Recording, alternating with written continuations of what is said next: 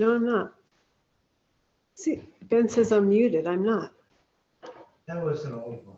Oh. You're not, Miss Marlene. We can hear you. It's wonderful to hear your voice. It is beautiful sunlight behind you.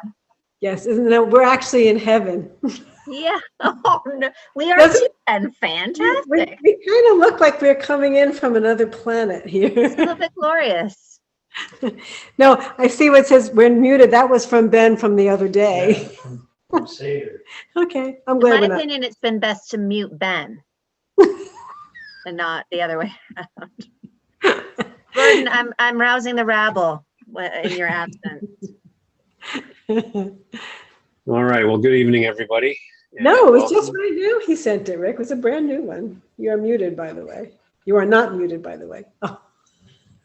You're not muted. Hi, Ben. I'm not muted, am I, dear?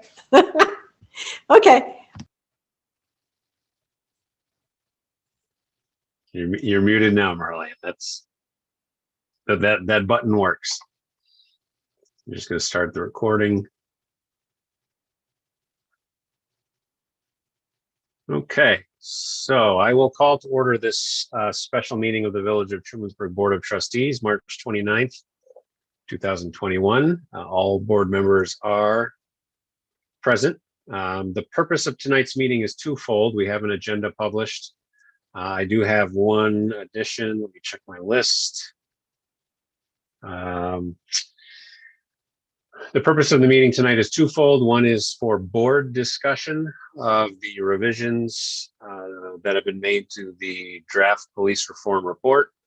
My intention or my hope is that after any board discussion, we do technically have a day and a half that we could make edits if we'd like. But beyond that, the purpose is to adopt the report after board discussion so that we can submit it to New York State by the Thursday deadline. The other primary purpose of tonight's meeting is to continue our ongoing review of the draft comprehensive plan. And I've allocated about an hour to each of those things. And if we don't use all of that hour for either one, then terrific. I do have one executive session item for the end of the meeting. And I do have one additional piece of new business, which I will get to in between police and the comp plan. Does anyone else have any additions or changes to the agenda?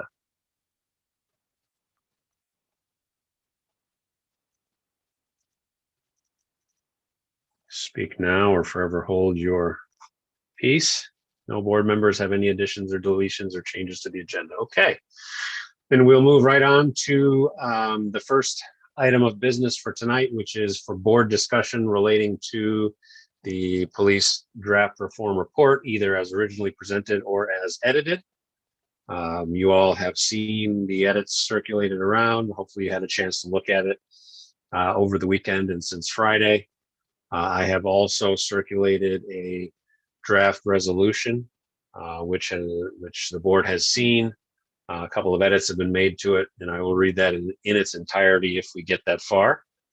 So at this point, I would open it up to anyone from the village board who would like to comment, ask questions, or openly discuss the draft report.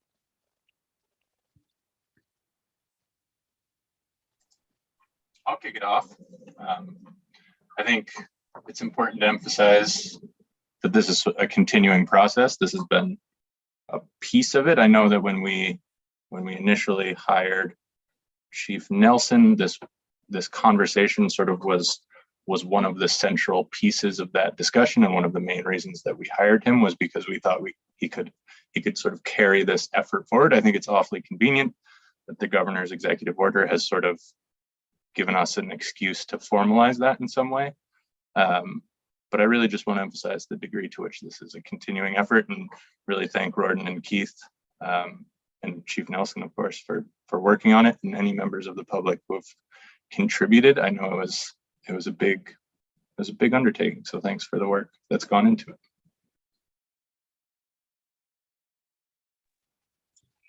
Yeah, thanks, Ben. And I'll just echo that. I mentioned in the last meeting, certainly Keith did the heavy lifting with respect to drafting the report itself. So thank you, Keith, for all of the hard work that went into that. But in particular as well, thank you to all of the folks who participated in the various meetings and the group that has participated in an ongoing basis and an ongoing discussion since.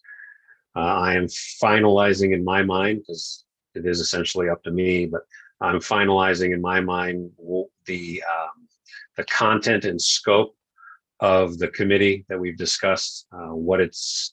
I don't like to form committees to, get together and just discuss random things. I think we can all do that just fine on our own. I prefer that committees have some type of a purpose. Mandate is one of those words that gets thrown around a lot that I think is overused at times, but I think committees should have a purpose and a goal as to what they exist to do. So I'm finalizing that in my mind. We'll have some conversations with the other board members about their recommendations for who to invite to participate before we kind of throw it open and ask for volunteers. And then I'm hoping to have at least the outlines of that to announce at the village organizational meeting, which is our monthly meeting in April, in 2 weeks now.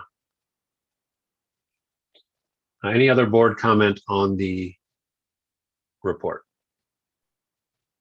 I'd like to mention, again, to say, thanks for all the time and effort that's been put in across Keith, Rorden, Chief, and the community as well. I really appreciate the amount of effort that's gone in, I think, since the first draft.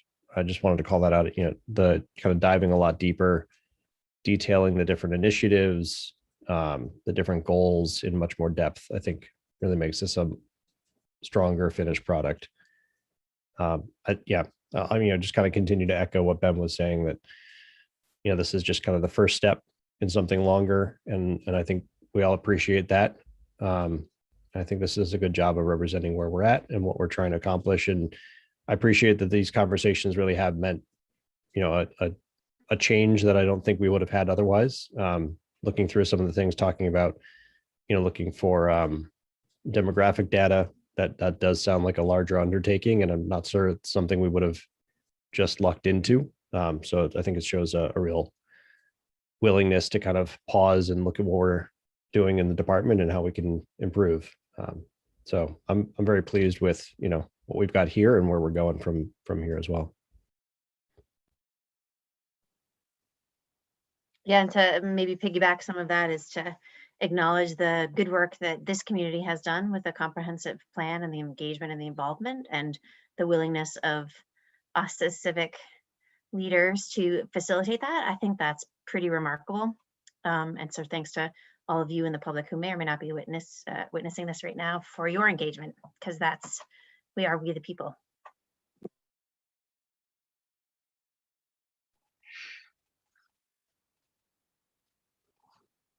Keith, any thoughts before we slowly move along? Yeah, first I would say thank you to everyone who volunteered to attend one of our meetings and continue the discussion after those meetings, especially the group that put together that public comment a couple weeks ago that had a lot of detail that they would like to see in this proposal and in the future. More than that, I want to thank all of them for engaging in this dialogue professionally and respectfully. It's not an easy topic to, well, let me phrase that. It's an easy topic to get emotional about.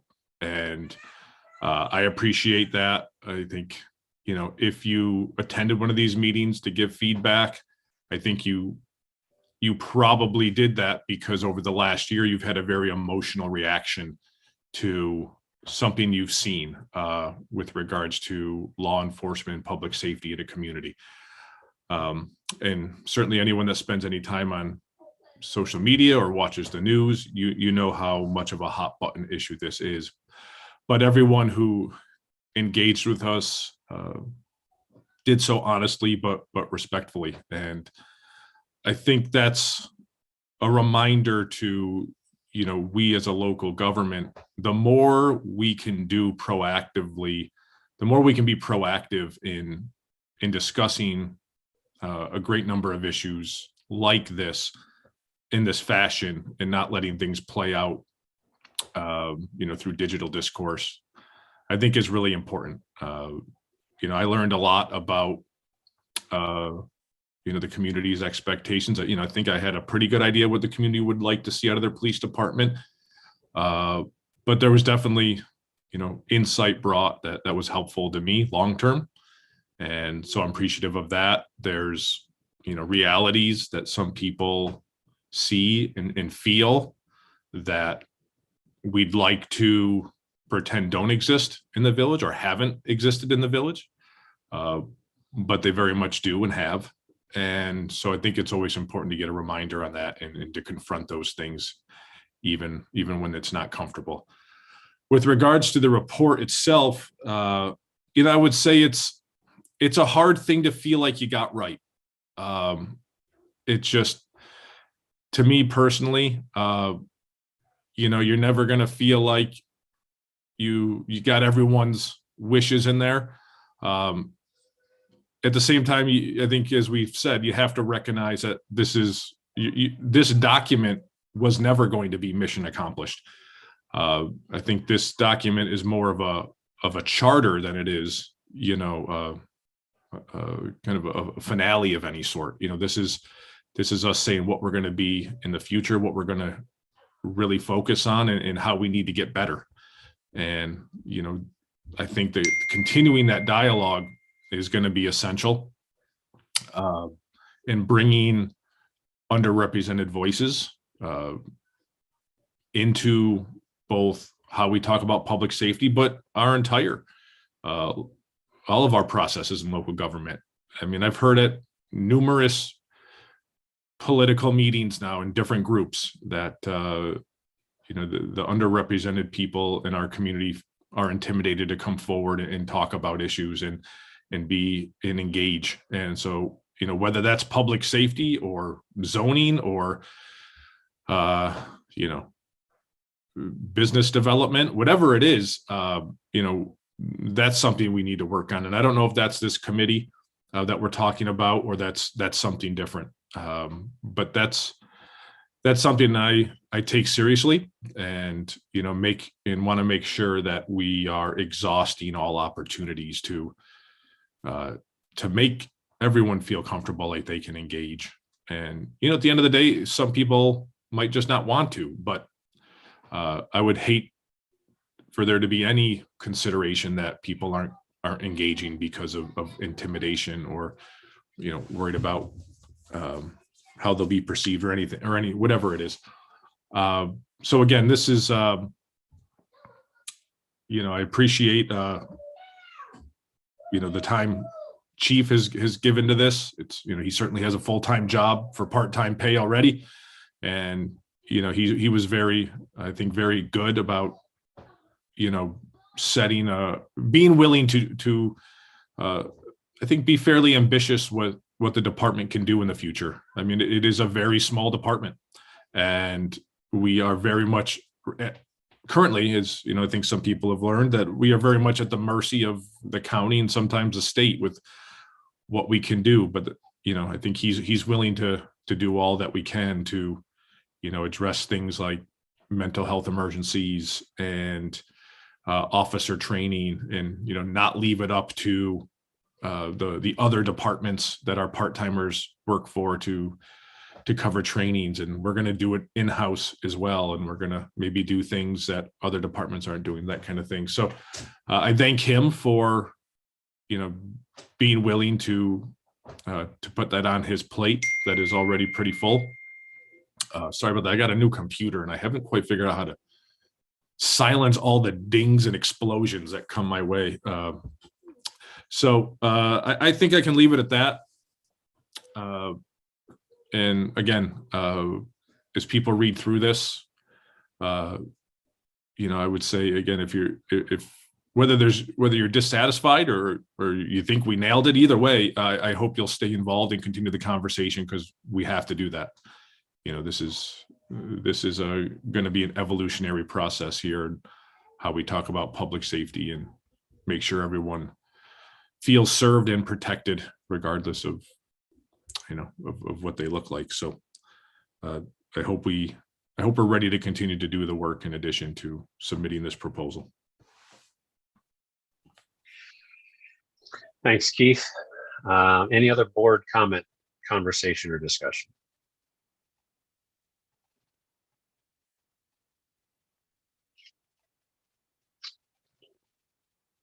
I think since we are a small group, unless there's any board objection, in the interest of the ongoing conversation and discussion, I'll open it up to public comment from the other attendees. I would ask that you, if anyone does have anything they'd like to add or say about the revisions, I would ask that you do keep it brief. I'm not going to time you, but I would ask that you keep it relatively brief. Brevity is the soul of wit, as Shakespeare said. And then we'll go around once. I don't envision this turning into a discussion, but again, in the interest of continuing the conversation, I'd like to give everyone an opportunity to comment at least once, if you'd like. So I'll open that up for the next few minutes if anyone would like to jump in and say anything.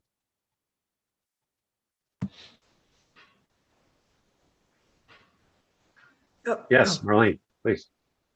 First of all, I do appreciate how this one got flushed out. There was definitely more information, and it was very helpful because the first draft, I wasn't getting enough meat, so I enjoyed that. I have to say, when this all started, in all due respect, I was like, I live in this 90% white village with one full-time police. I didn't really understand what we were doing. It almost seemed silly, and I don't mean to dismiss it that way. But as I've been going through this, what's really hitting me, first of all, is understanding how the village fits in with the larger county, that we don't work all by ourselves. But, and I can't remember the woman's name who said it last time, we are not, the face of Childrensburg is not going to change fast. We are going to remain this very white village for quite a while, unfortunately. And what's come for me from this is two things. One is where does my voice come in as a white woman in a white, what's my job? What's my role as a white person in a very white community? And secondly, how do we respectfully find the small amount of people who are here whose voices do need to be heard, and how does that get done respectfully and successfully? And I really look forward to diving in both those areas. You know, we're not going to wake up tomorrow and have this really exciting multicultural community. We're still going to look like this tomorrow and next year. So I don't want to say, then throw up my hands and say, well, then there's just nothing to do. I think there's a lot to do. And I look forward to understanding and working on how we do that.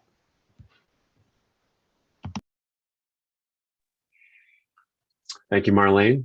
Anyone else? I just have a brief comment. Doug Lockwood, Cemetery Road. I think the revised proposal is a definite improvement. Thank you for that.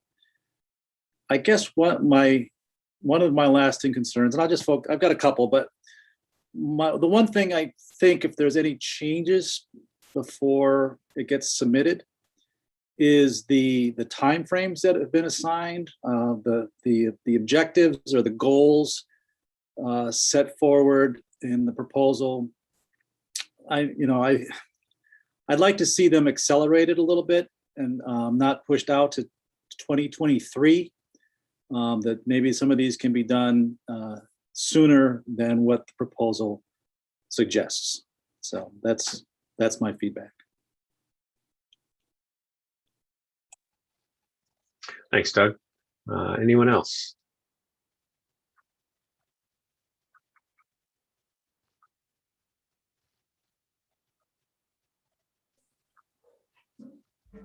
Hi, I'll say hi. It's Jerry Kraus, 108 East Seneca Road. And I just want to say thanks for all the energy that's gone into this so far.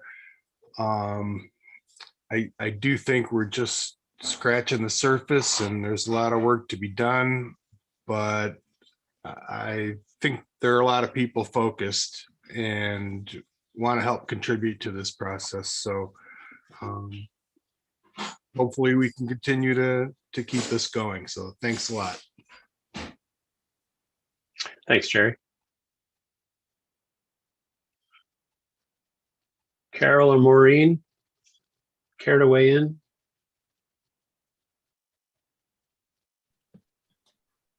I was going to say pretty much, though this is Carol Bogert, Sunrise Terrace, say pretty much what others have said. I think the revision was a big improvement. I like the way that more detail was given to the goals along with the timeline.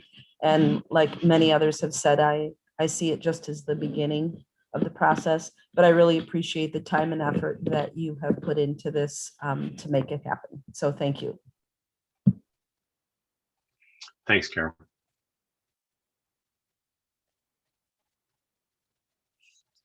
Maureen, I don't want to put you on the spot. No, so I'm there. Thank you. Yeah, I didn't want to be the only one that didn't speak. And I wasn't going to speak because I did send a note to the public comment this weekend. And thank you, Gordon, for replying. I just, to emphasize that again today, I was thinking of it as I listened to the evening news, and this seems apropos that this is the start of a trial for the person who began this conversation nationally by the actions that took place last summer with George Floyd and this police officer. I did look at, and then thinking back and reflecting to the students that spoke at our Board of Education meeting on March 8th, which unfortunately you will not be able to go back and listen to because of other students' portfolios that appeared that evening. They're not going to have that footage online. But the students that came forward at the meeting on March 8th, between the middle school and high school, that have started 2 clubs, Counterculture Club, and they did so because of their concern that people are not continuing to pay attention or continuing the efforts as they did immediately after George Floyd's death. So I just want to re-emphasize the importance of somewhere in this report stating why the governor issued this directive because of issues of race and systemic racism. I think, as I wrote in my note to you, the number of times and the different form of the word race that was used in that directive, yet not once does it appear in this village's response to that. So I would like to seriously consider one more edit to make sure that somehow the reason why this began is addressed with appropriate language. And that sense of that was heightened by our young students in the middle school and high school that have a concern that people are not paying attention and are going to let this fade. So that's just to support the comments that I sent to you this weekend. And I appreciate everything that has gone into this and looking at other villages' responses that ours is a good response. So I appreciate that. Thank you. Thanks, Maureen. Any board comment? Excuse me, is that true that it's not mentioned at all, Maureen? I was reading through it this afternoon. Not in so many words. Maureen, is it so like, is there no mention? I don't have the ability to do a word search of the document, but I read it several times, and those comments that I've sent, the board knows that I've sent, change the to that and other words that are just typos and edits. And I did not come across the word race at Okay. all in any form. Bias is in there, about implicit bias, but I did not find anywhere in the document any mention of the word, any form of the word race. Yeah, he actually does in Appendix B. B. Chief Nelson is certainly committed to inclusivity and respect for the people he works with, the community he supports. Other than his statement that he does not allow racism or any forms of discriminate. Oh, no, this was actually a public comment. I'm sorry. It was not. Right. Yeah, Not, it Not. is not, I did not find it in the Right. body of the, Okay. No, thanks for that clarity, because I know I saw it, but I didn't remember where. So thank you. yeah, sure. Sorry, don't mean to carry on a private conversation. Thank you. I'll just make a couple of quick comments and then reopen it to the board for any conversation that we might want to have. I think the reason why, and I know that there were some who suggested that it was recycled, but I don't consider it recycled at all. I think that Chief Nelson's open letter, if you want to call it, to the community from last June.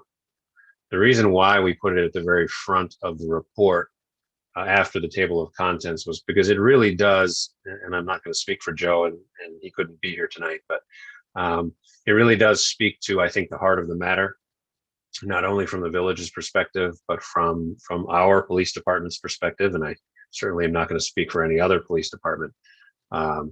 So, between, for folks who want to know more, they can certainly go and read the executive order itself. But from the perspective of, why we're engaging in this, I do feel that Chief's letter, which is on slide 3, I wouldn't want to try to say it any better than he did. Let's put it that way. Now, as for including, the department mission statement certainly directly addresses race in the first sentence of the second paragraph. That's something that Chief Nelson had been working on for some time since he came on board. So again, I don't like to speak for other people, but I want to thank Chief again for what I think was a good encapsulation of not only the purpose of this whole process, but also the perspective of this department as it currently exists going into this process and moving forward. Just one other quick comment, Doug, on the timelines. I was just looking through that after you made mention of it. Everything has a 2021 date, except for there are 2 items in 2022. January 1 of 2022 is when we hope to have all of our trainings in-house. That's a highly aggressive date, just for the record. The creation of an officer welfare program, spring of 2022. A lot of that has to do with available space within the village. So we can certainly move that date up should we have, better space. And the only 2023 date is accreditation. Accreditation is a 3 to 5 year process. So I'm surprised that Chief allowed a 2023 date to go in there. So even if we began the accreditation process at the beginning of 2021, we would be into 2024 minimum along New York State's timeline to even consider accrediting us. But your point is well taken. Anything that we can move up, we certainly will. I'm particularly thinking about the training piece. Survey September. I don't know if we'll be able to beat September, given everything else we've got on our plate in the village between now and then. Use of force policies, body cameras. So we're looking at the next 2 to 3 months for some of these things. So, but again, your point is well taken. If there are things that we can move up, we certainly wouldn't delay them for any other reason. Any other board member comment? for Yeah, to the discussion. timing deadlines, I would just, a lot of that's, trying to get realistic feedback from Chief Nelson, because he, in many ways, he's, for the last almost 3 years has, really been trying to do updates to the department. When one person has been there for 50 years, and then another person comes in, there's always going to be a fair amount of updating to do in house cleaning. And so, he's, to what Roran said, some of those deadlines he allowed to be aggressive. And, I think it's always important to be realistic with deadlines, so you're not then announcing you have to push everything back, because, we don't want to do that either. But to Roran's point, everything we can to do to get all those things done as soon as possible. Certainly, you won't have to, debate with Chief to go as fast as he can, because he's definitely behind all of these things.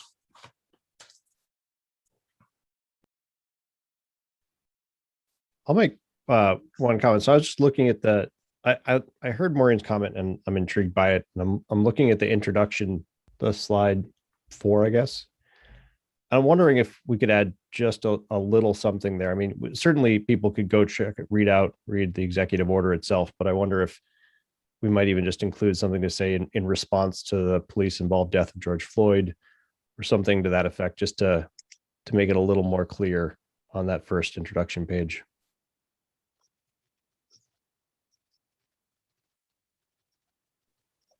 Yeah, Ben, I was thinking the same, and Maureen, I appreciate your comments very much. And in some ways, the notion and in Chief's letter, which leads it off, it's about George Floyd, the person. That's great. Like, so then that means if we look at this as a historical document, and that whole notion of not being lost in some theoretical thing, it puts it in this place and time with a very human reality to it. But maybe if we think of this as a historical document, we could then describe a little bit more in word. And I'm not versed in what that governor's edict says, but maybe there is some more descriptive language that could be put in there. And then it goes on, right, with the Chief mentions being raised in a civil rights culture. So if you don't know what that means, but it doesn't specifically, maybe we could spell it out a little bit more. And certainly in the mission statement, which I believe is slide 5 or something, it does mention not discriminating on race. And whatnot. And then Marlene, it sounds like you might be primed for a civic engagement for political, for civic discourse in the future as we keep this moving. And I appreciate your comments as a recognized white woman in Childrensburg. Yeah, I think that's a good idea. I think we can certainly, if it's okay with the board, we do have to submit by Thursday. So if we can adopt a resolution to submit the report with a stipulation that will add some verbiage to the introduction slide. And I'm just pulling up the resolution now. And Doug, actually, I appreciate your comments about an accelerated timeline and also the recognition of how training happens and all of that, but maybe some of this other encouragement of conversations or some other movement can happen between now and 2023 that is related to this, but maybe involves the school district or, something, just more engagement to feel like it's not just stagnating.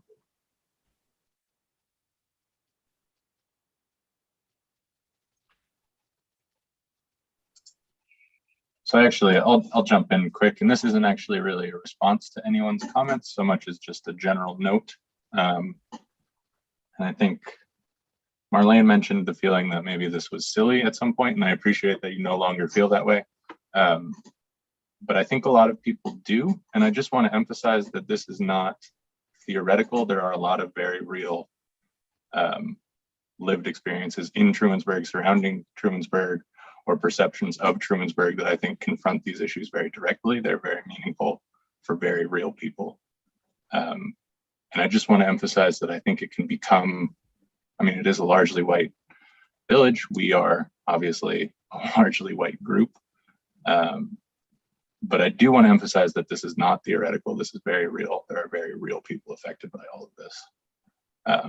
Just to sort of keep that front of mind as much as possible throughout. And also to echo that, Ben, I mean, just engaging and thinking about it, talking about it, like that's, and then saying what more. I mean, this is important. This is the groundwork for more work. I mean, it's really significant. Gordon, did you find the magic language, or should we just come back to that? How can we best facilitate that for Thursday? I think that the best thing we can do is allow myself and Keith to, which means primarily Keith, to add language to that introductory slide, prior to submission. So we'll add some language, add some verbiage to that introductory slide between now and Thursday. But if the board is so willing, then we would adopt the resolution, which I'll read shortly, which essentially asserts that we are adopting the plan, and then modifying some of the language, but not the intent of a slide isn't going to affect that in any way. And I do intend to send the resolution with the, so there's a certification form that the state has that I have to sign. And then I was intending to send this resolution along with the certification form and the report on Thursday morning. So that gives us a day and a half or so to come up with a little bit of language. I could certainly circulate it to the board just for everyone to see. And I think that will at least close that loop. That sounds very reasonable to me. I support that. Same. Yeah, thanks for those comments. And that was as soon as Maureen talked about that, I did see it addressed in the mission statement and Chief's other letter, but that slide that everyone just pointed out to me definitely stood out as a place where we could add some weight to that. So we will most definitely do that.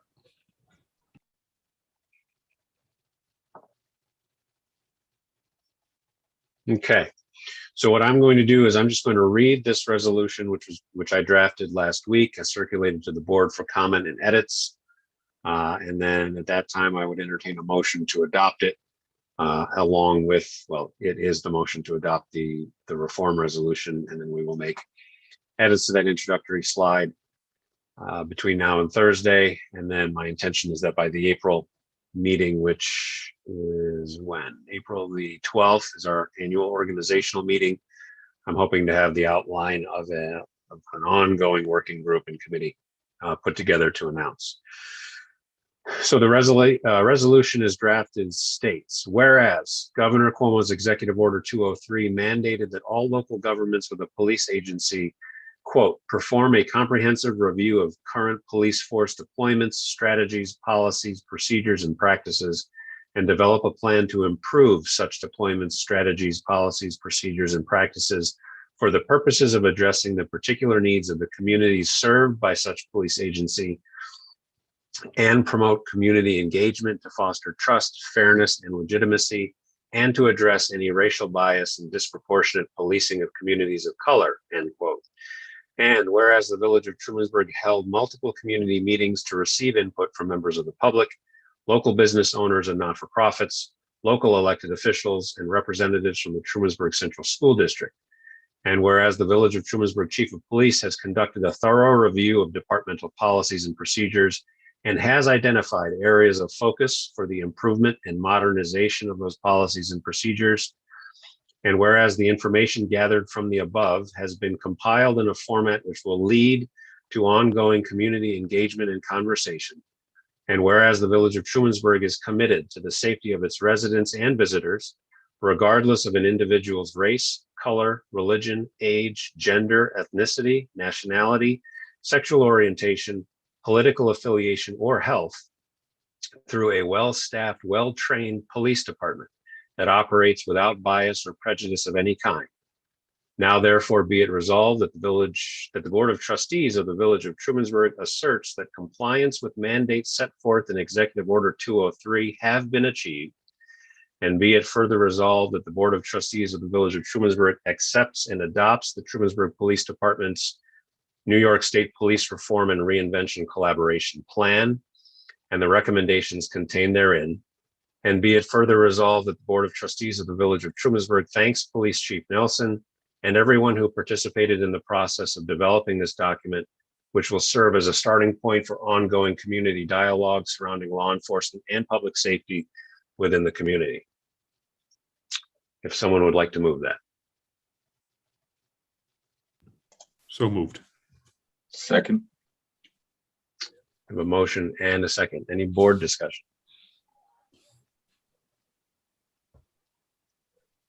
Hearing none, then all in favor, please say aye. Aye. Aye. Any opposed? And it carries unanimously. Thank you, everyone. We will circulate the edits or amendments to that introductory slide to the board just for everyone's input. Tomorrow's Tuesday, so we'll get this out tomorrow at some point, if not sooner, depending how much coffee I have tonight. And then we will go from there. And thanks again to everyone who participated in the process, who has offered to participate in an ongoing manner in the future. Be careful what you wish for, because you might just get called on, kind of thing. Marlene, I'm looking at you. And much appreciation for all of the work and effort that everyone's put in. Next on the agenda, I'm actually going to add a quick discussion. I was approached by some parents of high school seniors, Childrensburg High School seniors, asking what our intention might be with respect to banners, as was placed last year, with pictures of senior class members. Last year's senior class, if you'll recall, I think everyone was here. Not sure, Jess, were you here or not? The senior class last year was not allowed to go on a trip. And so they took money that was set aside for their senior class trip and purchased banners with the picture of every senior class member on it. They also purchased the hardware, which was donated to the village to remain on the light poles for potential future use. I have had no such indication from this year's senior class that they want to spend that kind of money. It looks like they may be allowed to do either some type of a senior dinner dance or prom or event or something along those lines. So they want to use that money for that.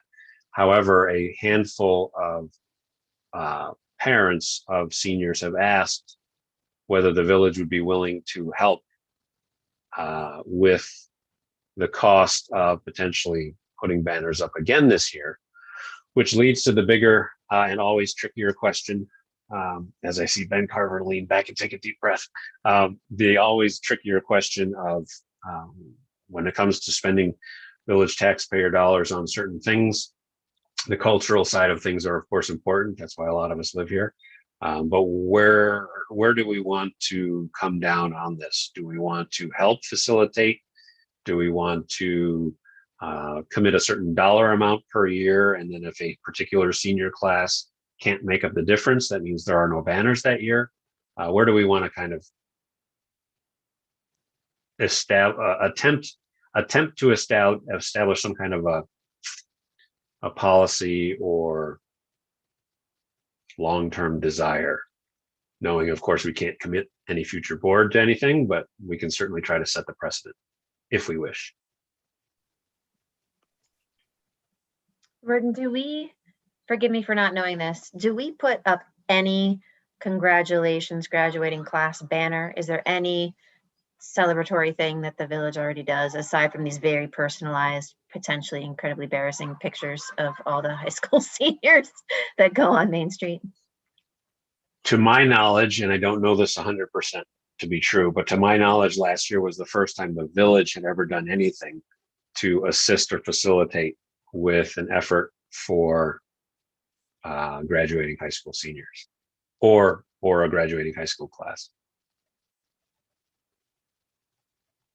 If we go back far enough, and not to get out into the weeds on it, but if we go back far enough, there's always been a bit of a, or had been previously, a long time ago, a bit of a happy to cooperate when it is in all of our interests, but not, there wasn't an over eagerness on the part of the village or the school for that matter to celebrate each other or each other's members. Now, we're going back a long way. Over the last certainly 10 years, the village has certainly worked closely with the school on a number of things, but last year was the first time it was specific to a graduating class or its membership.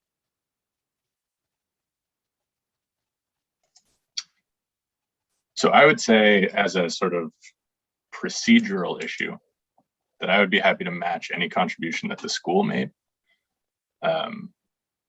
just as a way of sort of establishing precedent, as you say. And what I would like to do is just to say that we would cover that, because yes, of course, your village loves you, and say that as loudly and as frequently as possible, and to sort of go from there. But I do see some need for restraint, I suppose. Do you have any indication what the ballpark is on the banners, and whether or not this, because it sounds like the school has not been really involved. It's been like a student council or something like that. What is the lay of the land there? Yeah, I was just looking at the cost. The lay of the land is murky at best, and I don't want to say more than that because we're being recorded and live streamed.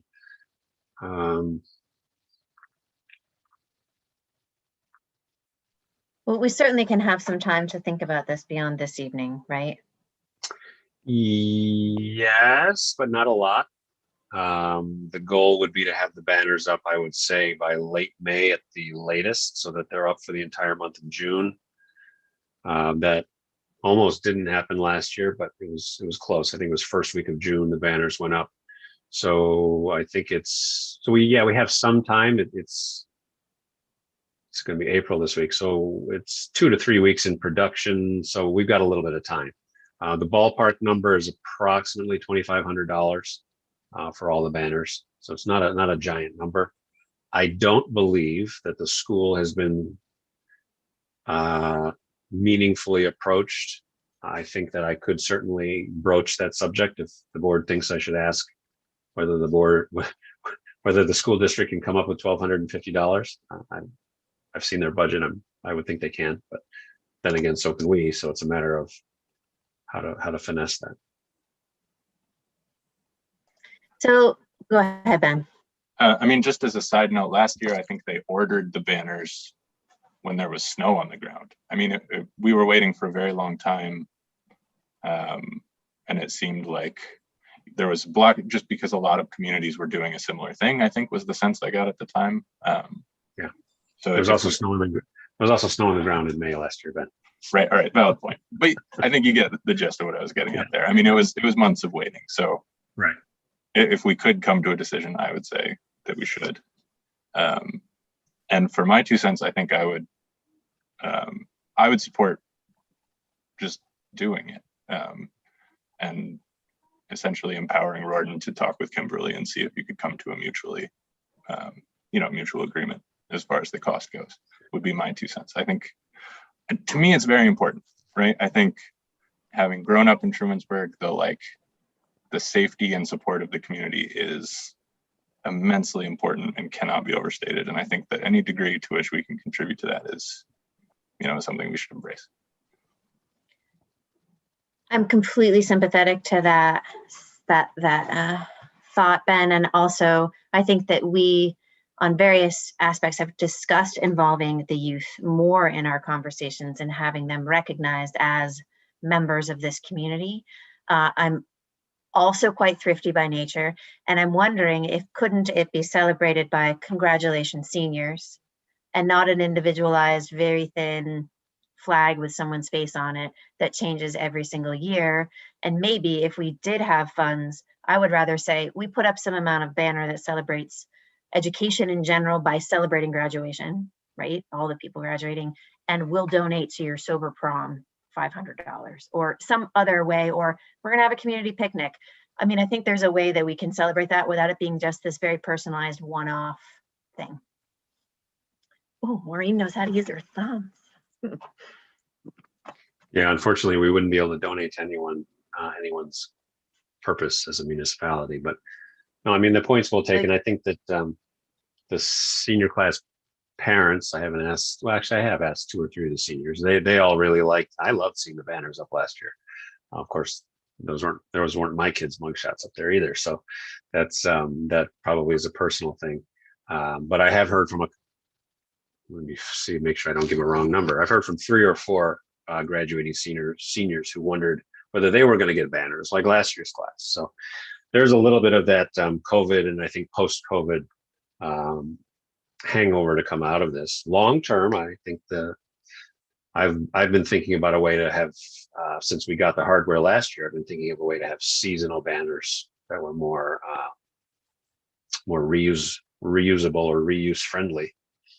So graduation season is certainly a season. We can look at that.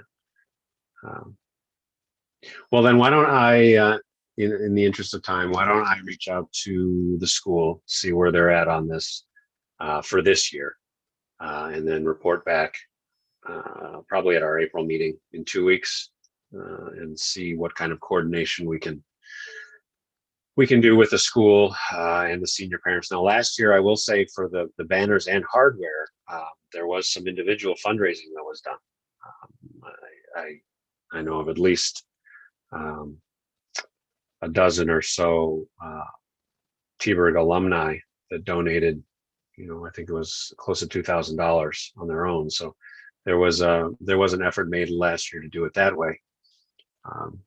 But I'll reach out to the school and see take their temperature on spending some of their taxpayer dollars, and then report back if that sounds good. Yeah, and so I don't sound like a total Grinch. If the entire senior class was polled and the majority of them really wanted to have their banners, and we felt like it could be funded, it would certainly feel awful if it became somehow so individualized that only students whose parents could afford to buy the banner were up there. Like that would not be okay. I would certainly want to fund it. Right. You're a mean one, Trustee Giles. No, I think it's a good idea.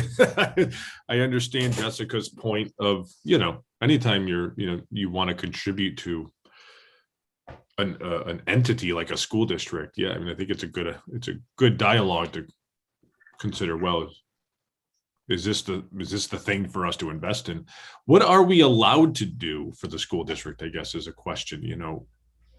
Is it a situation where we could have an annual grant that we just put up the same amount every year, and it's kind of the school district decides who they want to award it to? I mean, what are we allowed to do as a municipality? It would be one of my questions. I want to jump in quickly and just say that if this was a question of supporting the school district, I would say no. I'm in favor because it's supporting individual children in the school, not the question of the school district itself. I mean, that's why we have taxes and that kind of thing. Right, But I'll leave that there. That is sort of the answer to the question. The village cannot donate or give a grant to another municipality. School districts are municipalities. Right. So we can enter into agreements with them, and we can cost share for the purchase of things like banners or fuel.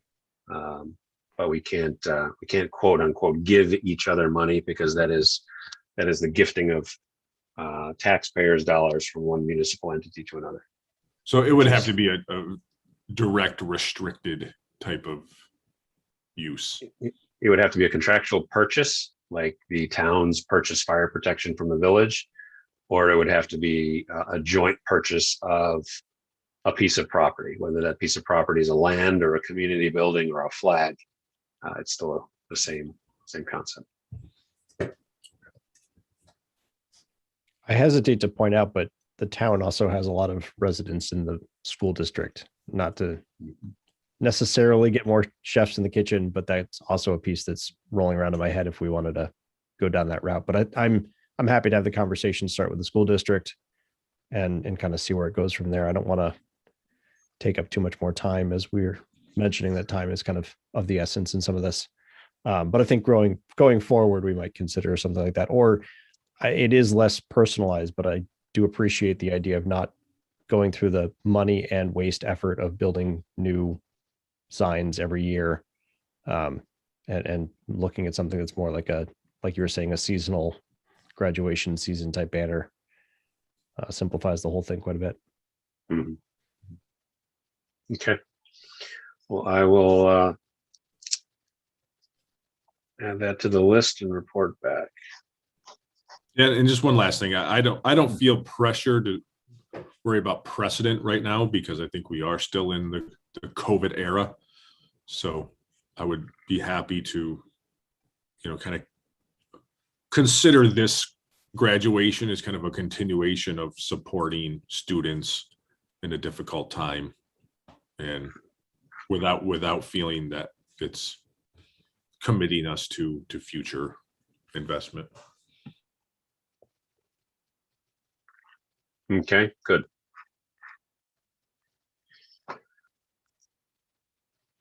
Moving on then, the next item on our agenda is continued review of our comprehensive plan. And I am just pulling up the online document now. I believe, Ben, you made some wholesale edits to section. Yeah, so where we had left off was at the start of section 3. But if we want to scroll back up to 2.4, which is the section right before that, it's a little bit hard to tell because it's all purple. Yeah, I was gonna say, that's a good amount of redlining. Yeah, but the kind of, we had talked initially about consolidating this into kind of 2 bullet points, one for the county and one for the village.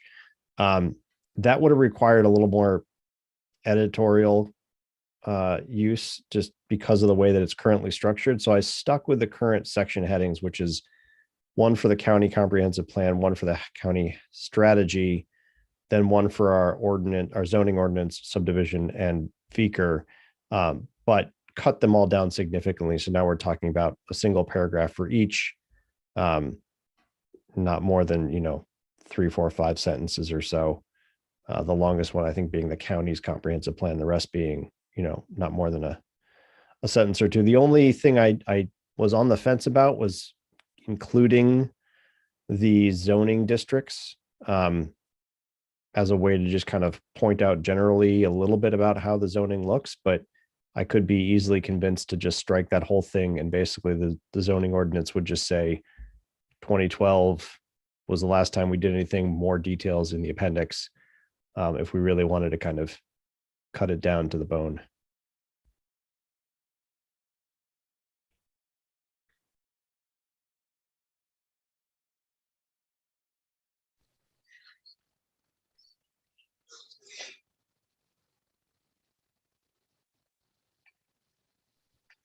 I don't know if anyone has any opinion on that either which way. Yeah, I certainly think that it looks a lot, as hard as it is to read at the moment, it looks a lot better with the reduced amount of kind of granular detail. The zoning piece, again, I'm also a little bit unsure about. I'd almost be open to pulling the districts if I could think up an extra couple of sentences worth saying there. Maybe that's the approach to take, is just kind of think about a couple things to say, or really just 1 or 2 even, and kind of make it more of a paragraph so it doesn't just look like a single sentence in there. I can probably come up with some language there if we want to do a 1 sentence, 1 or 2 sentence, almost zoning history, That might be nice. Yeah, that might be a good way to go. Yeah. Yeah, reflects the last major amendments, but then how many amendments have there been? And yeah, let me think about that piece and throw some draft language in. All right. Yeah, maybe, right. I think that makes sense. And as I'm thinking about these districts, we could just kind of mention, even in a sentence, just to say that it breaks down into residential, commercial, industrial, and districts with a conservation overlay, and just that kind of a thing. So, all right, we'll keep. I also would be inclined. I would be inclined to include subdivision and Beaker sort of as 1 sentence, sort of appended, like, on the end of the zoning paragraph or what have you. To me, they don't justify, to me, it's either lots of detail or they don't really justify their own subsection. Mm-hmm. just, I mean, just in terms of the flow of the document, really, not anything substantive. Yeah. But Well, we could, the only reason I stuck away from that was because then I felt compelled to have some sort of kind of flow between them. So to say like, we have this, and then we also have this zoning regulation. It almost allows you to be a little more terse when you just have like bullet point right, and then like a couple of sentences. So, Yeah, Darfler, with respect to the districts, is it the amount of space it's taking up, the way that it's put out there that's bothering you? I think it 'Cause you could just use probably is colons. just the formatting. Yeah. Let's use semicolons. You can just put that in there, right? Yeah. Residential 1 and 2, semicolon, commercial districts, downtown and West Gateway, East Gateway, semicolon, whatever. Yeah. I think it's worth noting because it does imply if part of this is to be used by a developer, hey, there's some stuff going on and you should pay attention. Yeah. So notes I'm taking is Roden will draft a 1 to 2 sentence history, and I'll incorporate that with consolidated data explanation or whatever. Yeah, we'll figure something out there. That's good enough. Okay. Also, could we accept some of these changes? Is that all right? Yes. Just so we can read it through and sort of get a sense. So every time I switch to editing, it gives me this warning that scares me, but I think I just need to plow through that anyhow.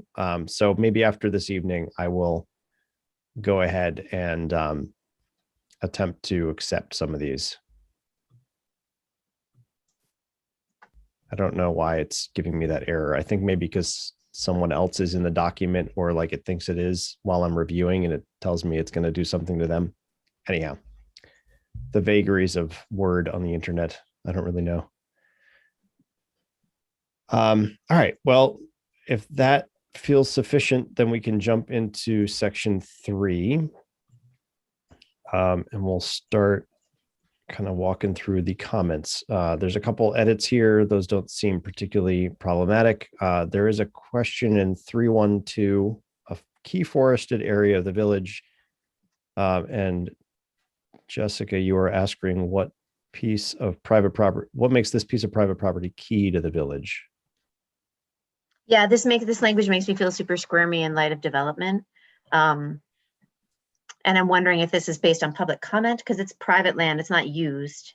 If it's just their language and they're just throwing in the word key. I mean, are we trying to, I think it could easily be large rather than key. Or an existing, large or right? Like a key forested area would be access to Smith Woods, because that's right. different. All right, large. Good. And yeah.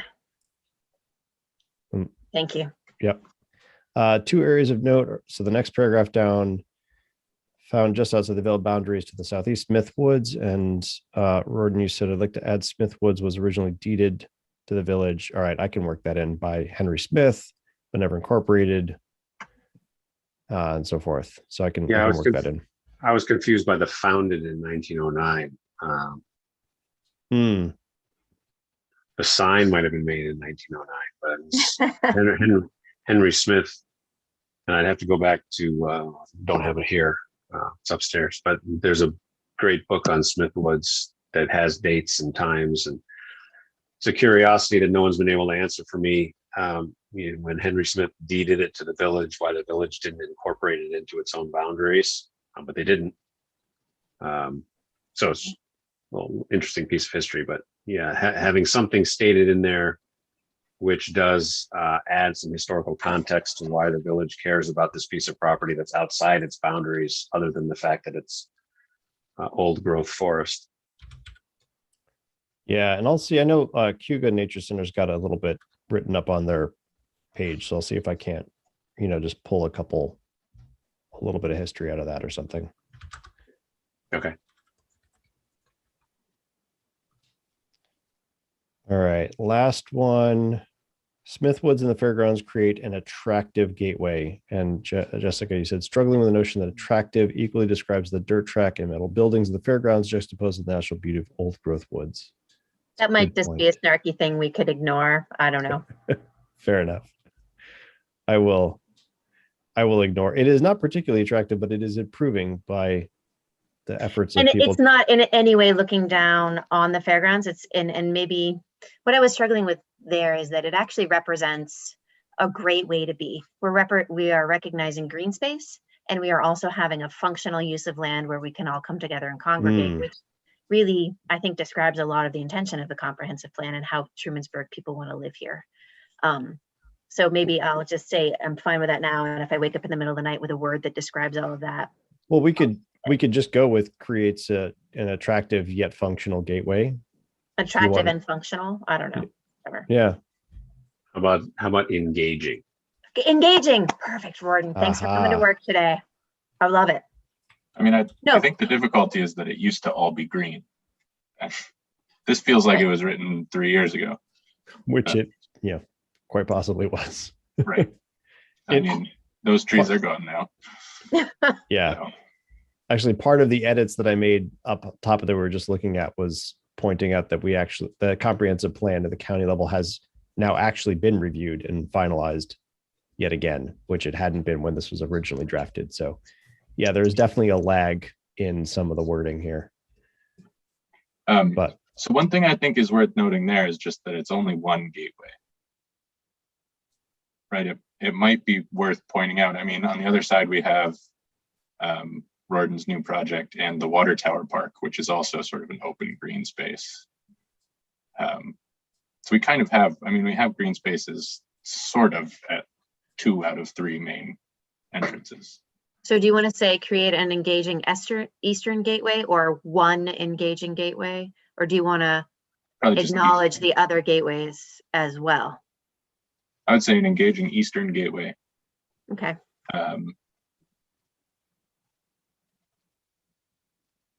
And to the more developed, could we not say to the center of the village? Like more developed sounds just, I think it's just very planner language. Yeah, I agree with that. We've got Smith Woods and the fairgrounds create an engaging eastern gateway to the center of the village of Trumansburg. Don't love it, but probably just to the village. It doesn't need to specify gateway to the village. right. Yes, okay. Yes, just Great. Gateway to the village of Trumansburg. Much better. Great. I would just say to the village, take out of Trumansburg. That feels redundant in the village of Trumansburg's comprehensive plan. You think you know where we're talking about by now? I mean, it's a guess, but I'm optimistic about it. All right. Next we had, let's see. Nope, that was going to do something for me here. Oh, I see what's going on. All right. Let's see, wetlands. And then there's a comment here. Tompkins County has mapped its own wetlands that often differ from federal and state delineations. I would recommend the village use it when crafting updated zoning regulations. This sounds like a Tom comment, and it could be referenced here as a resource. So it's worth pointing out that the map of wetlands, I believe, includes the unique natural areas that the county. It should. Certainly, we talk about one at the top there. Right. So I think that's in here. I'm confused by that comment. That's fine. And this is from, yeah. I think it's a nod. Yeah. Yeah. Yes. All right. We will continue down from there. We have some seemingly minor edits throughout 314 into 315, the second paragraph. That Rorden points out there's an effort by Senator Gillibrand to designate the Finger Lakes as a national heritage area and might be worth including in our path forward. Yeah, you're going to hear more about this in the coming weeks and months. The public comment period is currently open until June, which is kind of the first step in the study. So I had actually forgotten about this comment. I was going to mention this at our April meeting. Senator Gillibrand managed to get attached to a bill, I think in 2018, which was passed and signed by President Trump. And this piece, this attachment to the bill, initiated this study that the National Park Service would need to do as to whether the Finger Lakes should be designated as a National Heritage Area. If that happens, it's going to open up a lot of opportunity for the area from a federal funding standpoint. So the village, I think, should be supportive of it. I think including it in the comp plan is nice. I think we should also be thinking about, and this is what we'll discuss in April or May, submitting a formal public comment via resolution, that kind of thing. But something in there about supporting the senator's efforts with respect to designating the Finger Lakes as a National Heritage Area and all that that means to the preservation of the region might be something nice. I'm there with you. Not quite sure exactly of the language. That's I'll where it take a jumps out. swing at that. If I get lost, I'll let you know. I imagine that law has language embedded in it that might be useful for that. I can give it a look. Yes, so I'll share the link to the National Park Service to all of the information on what a National Heritage Area is. Yeah. As well as it's in the same areas, how to submit comment on it. So, Great. Moving down into history and culture, we have the last sentence of the first paragraph, our Indian heritage. And Jessica, you bring up a good point that it doesn't quite, the wording is poor there. It's not really our Indian heritage. So I think you suggested maybe the Native American heritage of the village is represented in several street names, which I do like. Something I think we're testing this whole history and culture statement is really important. And I think you were testing it, right? Have we had any traction with a representative of the nation? Have you had any feedback yet? it is going before a representative of the nation here in the next week or two. Okay. To see if there's any comment. And when I looked at this area in your comment, Jess, the easiest fix is to say something like the village's Native American heritage lives on in. Great. It doesn't have to be Well, our. the lives on is actually offensive in a little bit too, because it's like so marginalized to pretend that there's anything viable happening here beyond the street names. So, but again, I don't need to take offense where others wouldn't if it's not my story. And then one other thing that I don't know if it's worth it, there's quite a little bit of detail about, post-colonization, and then just sort of this overarching, they use this land and as a hunting camp. I don't know if we want to, and I don't know that we have time to have a little bit more information that's sort of equally as balanced to the amount of detail in the second paragraph. That's a lesser point for me, is making sure that the statement is actually honoring the people it's intending to honor.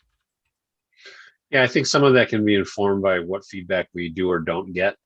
Okay. If the nation comes back with anything you say is great, that would be one version. If they come back with, this all sounds terrible, you don't even know what you're talking about, that'll lead us in a completely different direction. So. Okay. And I would be willing to put some effort into helping with this section if there's a lot of rewrite there. Okay. I think it's worth pointing out that what you just said, that the honoring of that heritage, in that sentence you were talking about at the beginning, the Native American heritage of the village is honored. Oh, I think might be better than represented or lives in, or I don't know Yeah. exactly how to phrase it. That popped out at me as you were talking, that's great. because I think that's a more active acknowledgement that this has happened without also trying to co-opt some sort of idea that this is ongoing when it's obviously not. Great. Okay. So I've got that. So it now says the Native American heritage of the village is honored in several street names, so on and so forth. Again, without putting too much more effort into this, because I think it could come back with some good edits. The fact that it says forcibly removed in the first sentence, and then somewhere right after DePietro, forcibly relocated. I mean, I think we could come up with some better language. Forcibly removed and were relocated against their wishes, despite the Treaty of Canandaigua, or not, or forcibly just gets said twice. Yeah, not to just put it back on you, just, but if you want to play around with that a little bit more, by all okay. means. I don't, yeah, I think it's All right, I important. will. I want to keep us moving so that we're Okay. not kind of noodling on individual words at a time. Just to go quickly, the Roden points out that the New York State didn't incorporate the village, that the residents did. So I'll kind of massage that, and that grassroots was listed as happening in August, which is, I don't know how any of us missed that, but there it is. And it's July. So I fixed that up just as we've been going. We would like it to be happening in July or August. Or really Unfortunately. anytime. Yes. Yeah.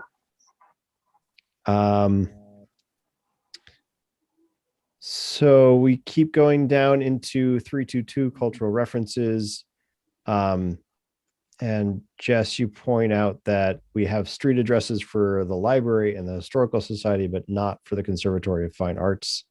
I'm happy to include that. I don't see a problem there. The rest then start getting more kind of entities than locations, but it does seem odd that that one's left out. So I'll add that in.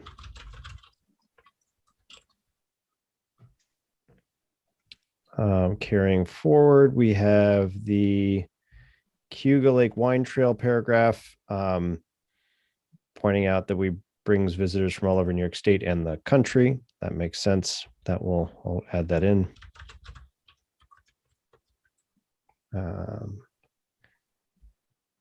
And next up, nope, we have. Oh, yeah. These natural skating ponds. What? Where are those?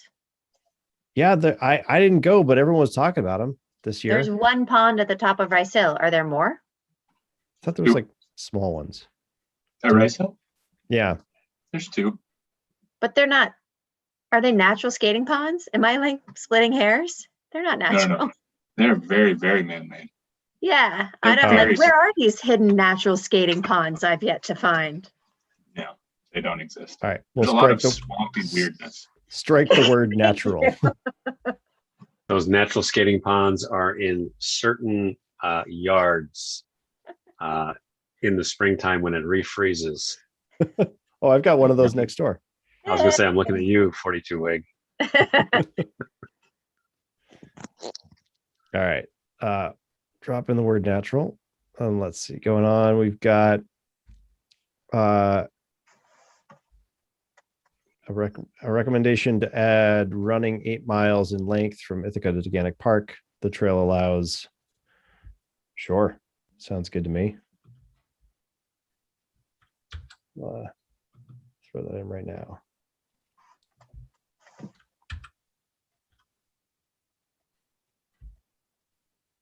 Oops.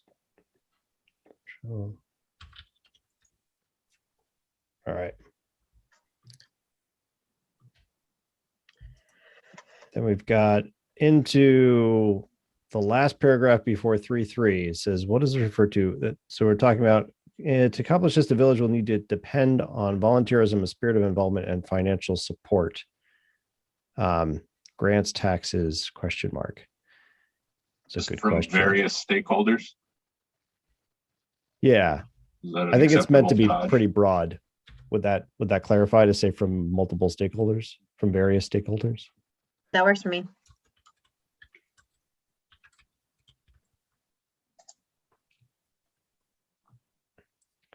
And then the last Yeah, I'm sentence. just annoyed. It just seems redundant. We missed the very first thing in the paragraph. Yes. Yeah, I agree. All right, we could It just also strike it. smacks of desperation, frankly. I think that's where it rubbed me. All right, we'll strike that. Yes, no. Funny. Right. There are days, Jessica. There are days. All right, carrying on now into the housing section. We have in 333 more redundancy. Yeah, that doesn't seem necessary. It was just on the top.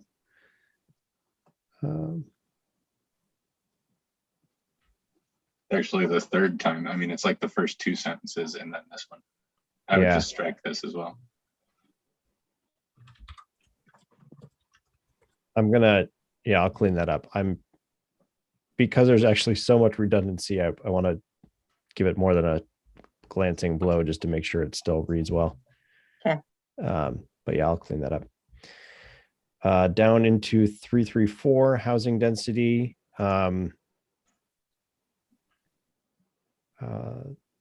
Jess has some suggested. It's Yeah. messy, but it was just a nightmare there. The way it was originally worded, I think that what I've suggested. Let's see. Or one unit test structures.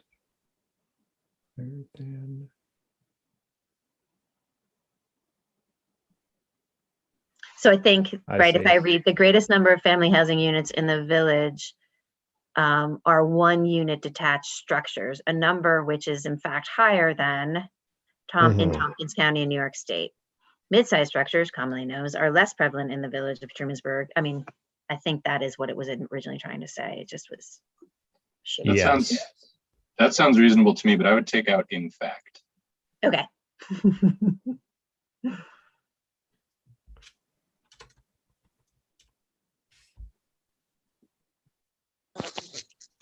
Oh, I bet you I know why it's yelling at me when I change the reviewing, because we're all just like guests together.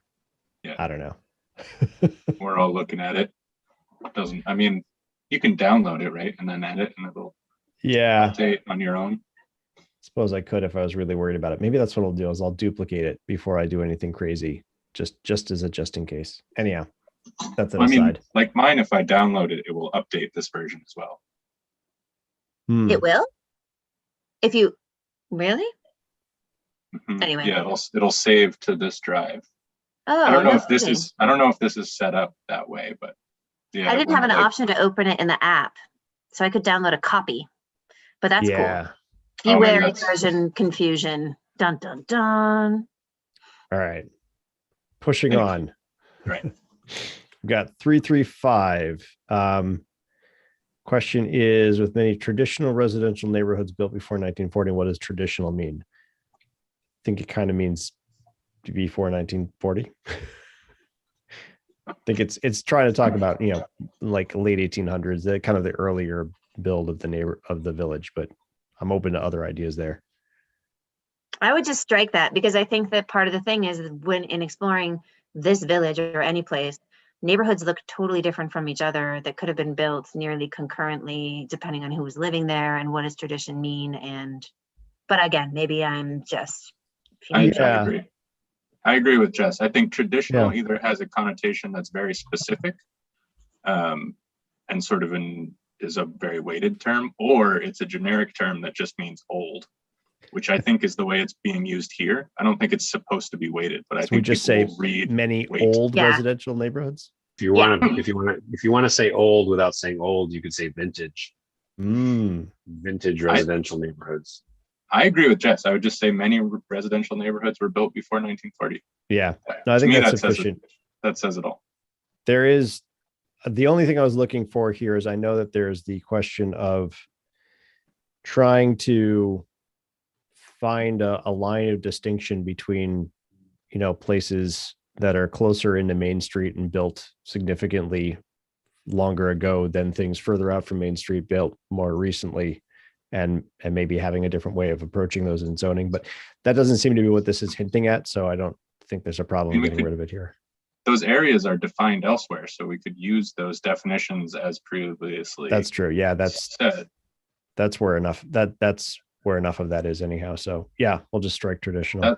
Because to me, the advantage of having those definitions is that we don't need to sort of be like, well, the traditional, right. We don't need to use these kind of weird weighted sentences. We can refer to very specific areas with very specific characteristics. Moving down to the next paragraph, a focus on affordable housing will help dismantle exclusionary barriers, which make health, safety, and opportunity closely guarded and unevenly shared assets. And does this mean economic opportunity, educational? Potentially, I don't see why it couldn't be both of those. Do we want to be more explicit? And- No, I think or- maybe I'm or over it. other opportunities. No, I'm over it. All You can right. ignore me. Down to where are we? Okay, we're now into, I'm just scrolling through the rest here in 342 and so forth, small edits. I also, sorry, I have to apologize. I Yeah. had some serious trouble. It's like correcting corrections I made. So with respect to trustees being plural or not, like just do whatever you want to do there. And I'm sorry that I kind of bumbled it up. All I right. do think that the village board of trustees should say it includes the mayor though. Yes, that's a good point. Continuing Where was that, on. Jess? It's just in the second bullet, talking about the boards, mayor elected, village board elected, 4-year terms includes the mayor. Was my suggestion, because it's mentioned again, the board in the next paragraph, consisting of the mayor. But that way, when you refer to the board, you've laid out like this also means the mayor.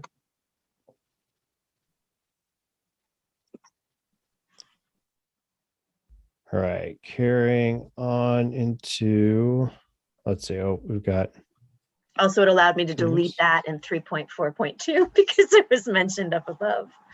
So there we go. all right, we've got a couple points on EMS in 342. Right above the section break says, oh, EMT should be EMS, yes. EMS personnel. And then we've got, Yeah, those budget numbers are yeah, Probably wrong. right. And then I'm they're wondering if wrong, that and percentage- I wish for direction. all right, I will maybe ask you, Rorden, or Vicky, though I think she's going to be out for a couple days to get me actual percentage and dollars. Yeah, we can do that.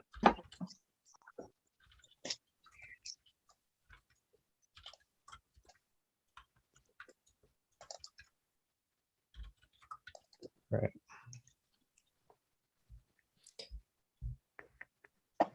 Now on to educational institutions. So this was a question that had come through, and I don't remember from whom, but maybe actually Maureen. The question was, we mentioned somewhere in here the nursery school, but then don't mention other similar schools in the broader school district, like the Smart Start or Novice Day, and wondering if anyone had much of an opinion on that. Kind of seems we should go one way or the other. Oh, maybe this was for Well, later. except that oh my gosh, Childrensburg Community Nursery School is in the village proper, Right. and the others are not. But if we So- mention lots of, I don't know. Yeah, so I'd put this comment at the top, but really it's more about the bullet points towards the bottom, where it says that a number of independent nonprofit organizations provide programs that complement the district's mission. And so you're right, but this is kind of in the context of the school district a bit. You know, we're talking about the central school district and so forth.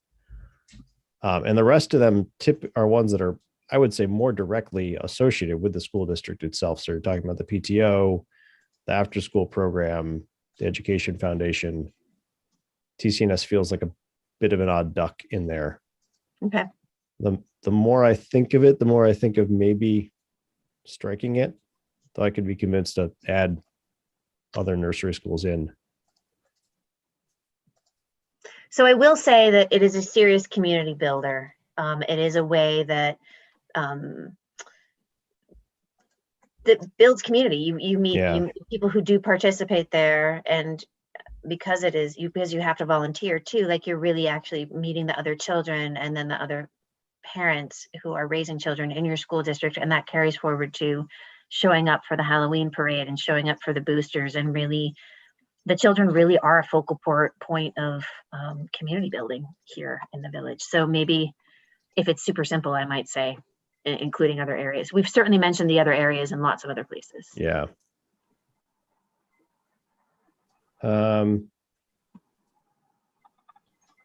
Yeah, I'll see about adding something. Yeah, I can add the other two. I don't think that should be too terribly difficult. Comment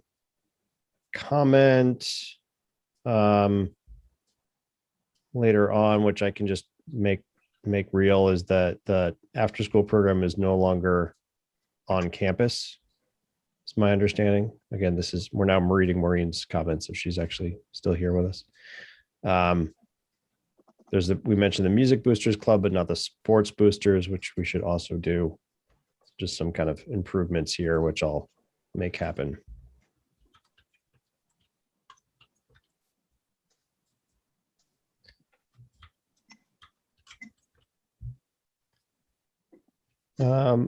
Then as we carry on, we go down to 352 recreational organizations.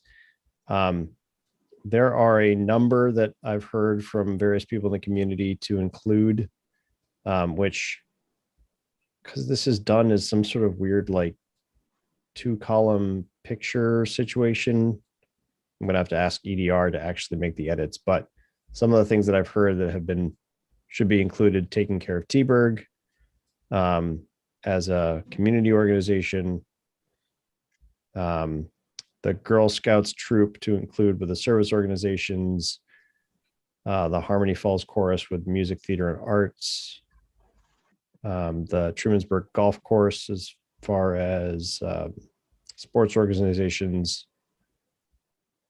So anyhow, there's a number of these to have added in. The Legion is a service organization. Sorry, were you going to say something, Jessica? No, I was just saying, Okay. yeah, okay, cool.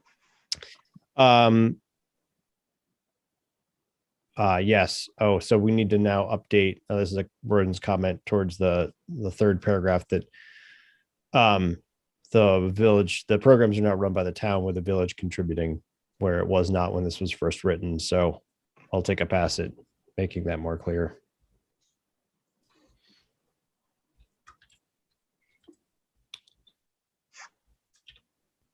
All right. Next, we have 3.6 land use. Let's see, we're in the third paragraph towards the end, and Jessica asks if we should include affordable housing.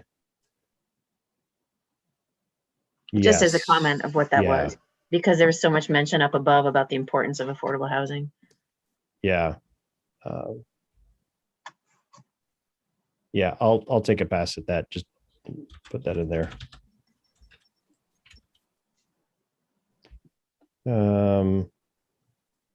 Question: should departments be capitalized for police, fire, EMS, so forth?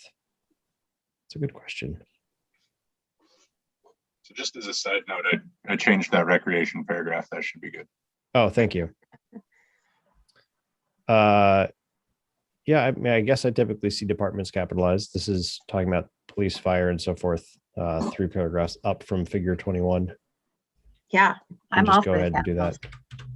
Please. Oh, that's not where the Which P then is. also was like, I'm not sure that I'd paid attention to that earlier. So Yeah. It should definitely be capitalized. It's a noun. It's a specific police department. Okay. So,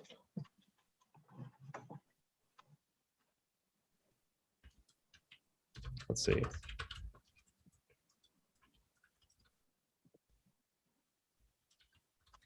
I made that, and I'll take another pass at that.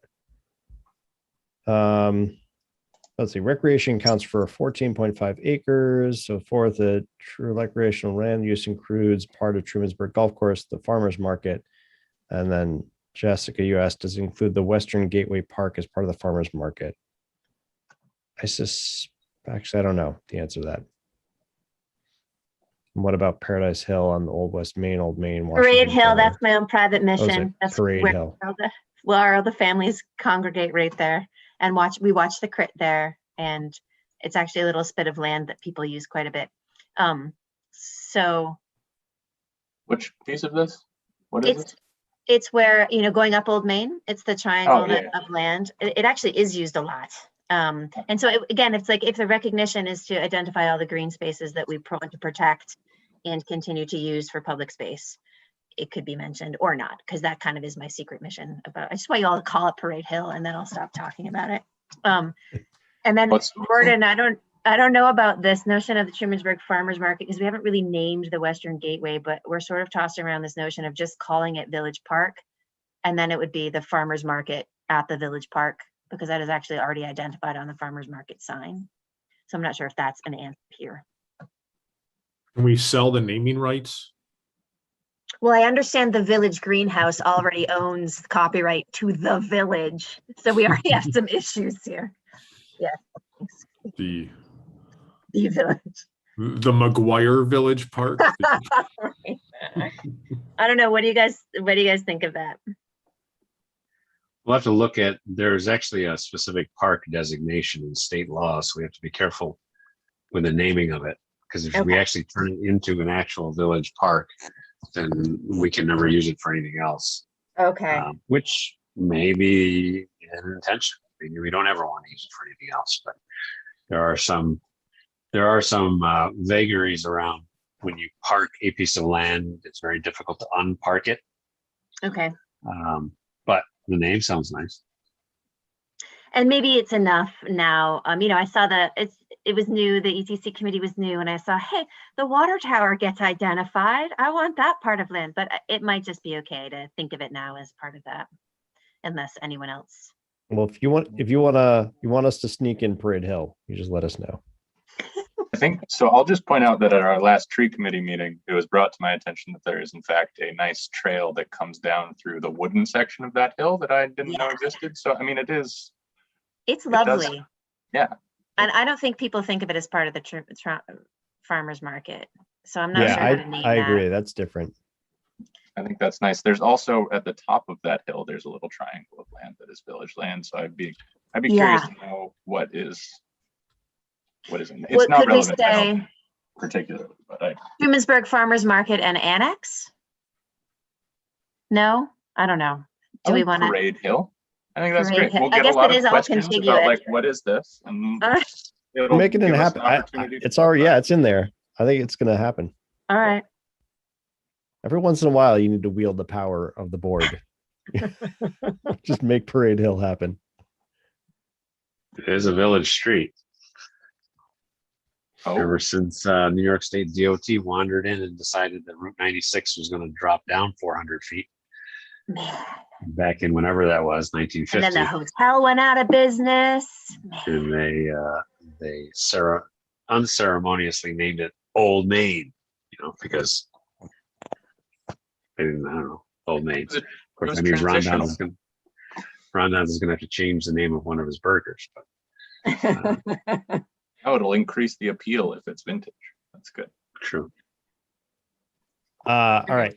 Down into development 362, and Jess asks why the TCAD plan, or the second paragraph there about the TCAD plan is included. Seems, yeah.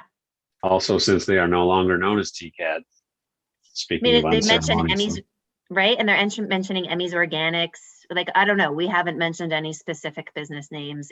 I'm just not really sure what the intention is. I do know that they struggled a bit with trying to find, like third external sources to bring in to the development section, because people don't do economic development plans about Childrensburg specifically. So they were reaching a bit with this, and we could decide that that's not particularly relevant. I mean, it goes on, right? Because there it is. So there it's like, and then there was the annual countywide event, which discusses economic development. So I feel like if the intention is to make sure that our comp plan recognizes that we are a center of tourism, we do have a downtown district, and that's important, I feel like it's addressed. Yeah, I mean, I will say I'm not aware that TCAD and whatever the Southern Tier Regional Economic Development has like small loans for businesses, even though none of those are in the village. I don't know. Gordon, do you have any? I'm not in love with naming individual businesses.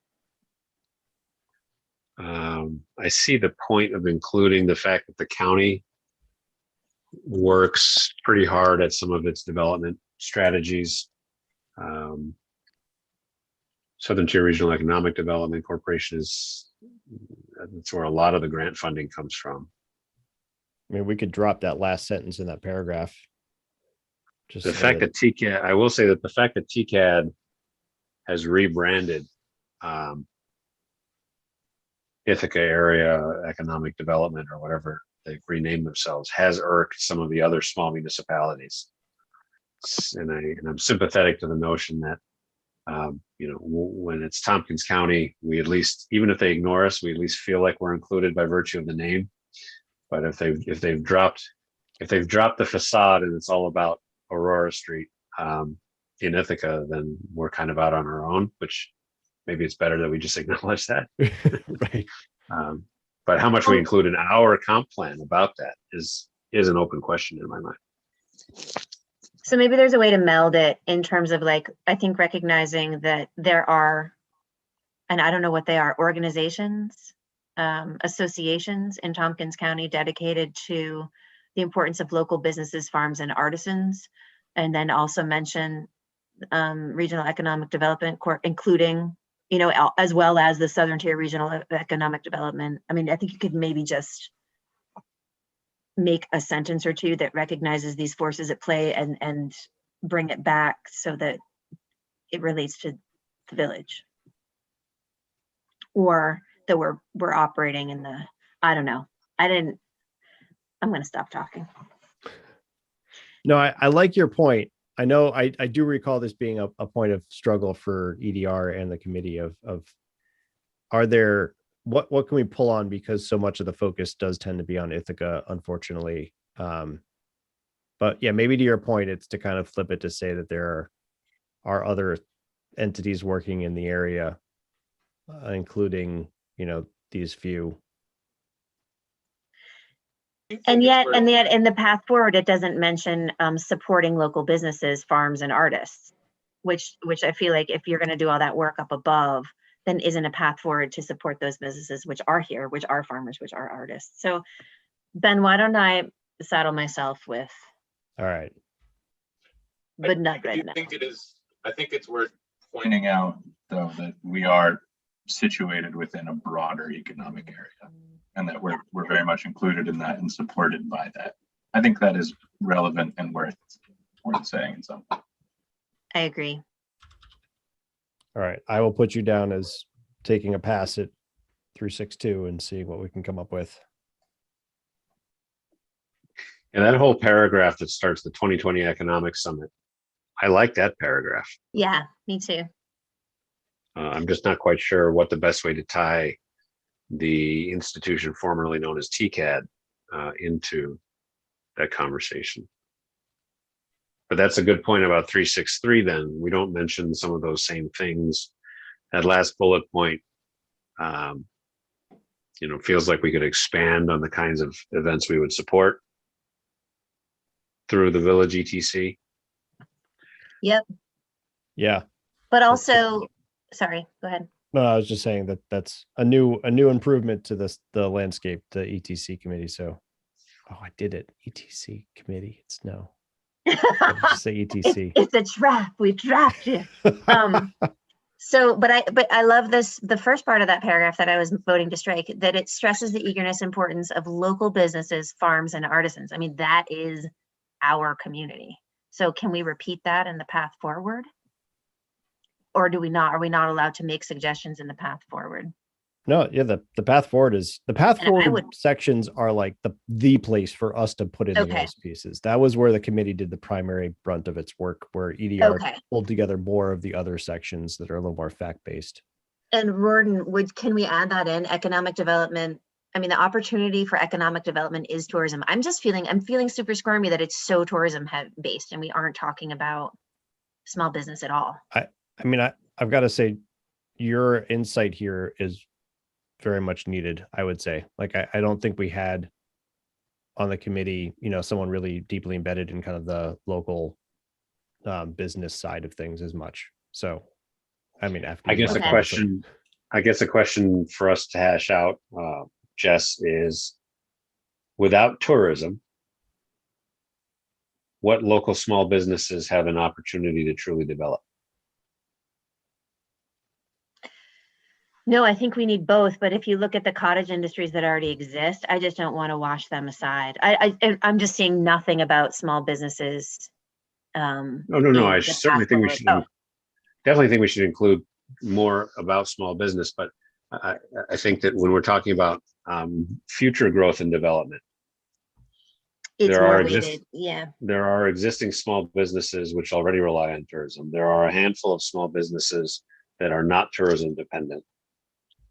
But then if we're looking at future growth, what small business, there must be some, but what small business opportunities exist outside of the confines of a tourist region? So, and I agree with you. And I would say that what does exist in is not going to have necessarily as large an economic impact. But if you do look at the village is already a collection of artists and craftspeople who are doing their own little cottage industries, who are making high-end cycle gear, the clothing gear that Timmerman's doing in Hillary's Place, Gertrude with his special things, Kate Lamar, who's not in the village, but just outside, huge business on Etsy. Though to be able to say, hey, we have a community for you, encourages more general stuff. But you're right, like in terms of the overall tax-based tourism is definitely a thing that would increase more traffic and direct dollars. I think we can work it out in there together. Okay. Forging forward, 3.7, public health, safety, and emergency services. There was one question from the community. Should this include CMC? Now I'm reading it more. It's pretty much about the village and the village services. Oh, sorry. So sorry. I'm only looking at the first one. The public health part could certainly talk about CMC if we're inclined. I don't know if people have a sense on that. Put me down for disinclined, but I can be outvoted. And I think proximity to a hospital is not a given in upstate New York. I mean, that is a selling point, I would think. I mean, That's my own personal ongoing consternation with CMC showing. Right. I mean, I share that. I do, but it is, for someone not here, I think it is. Right. Proximity to a hospital is sort of a valuable resource in upstate New York. It's not to be taken for granted. It also for sure. bolsters the need for our EMS department because it transports too, right? Yeah, it's an 8-minute drive to a hospital, not a 48-minute drive to a hospital. So that is important. Well, I'll take a note then to include it in that kind of framing, as not to dive deep into the history of CMC or anything, but to just say the village's benefits from the proximity to. And I think it could be in that first paragraph, just like the village is a hub for emergency response services, comma, CMC. Yeah, you could even say village is a hub for emergency response services. In no small part due to its proximity to something along those lines. Like it.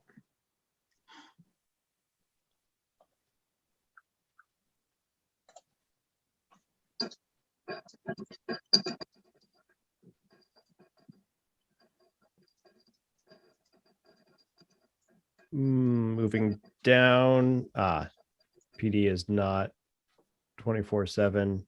All right, I'll make an update to that.